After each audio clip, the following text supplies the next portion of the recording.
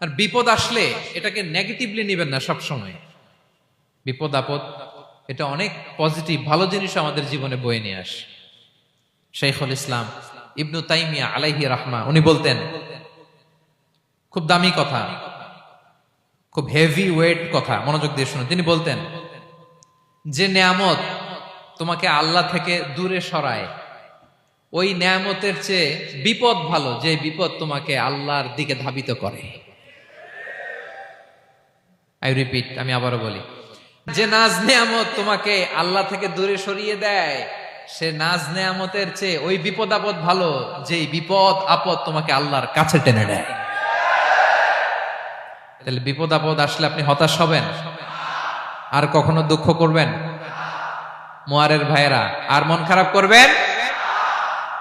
আপনি খেয়াল করে দেখেন, বিপদ আসলে আমরা আল্লাহরে ডাকি বেশি। যখন অসুস্থ আপনি খেয়াল করেন তো, আল্লাহ আল্লাহ তুমি ছাড়া বাঁচানোর কেউ নাই, আল্লাহ তুমি হেফাজত করো, আল্লাহ তুমি সুস্থ করে দাও।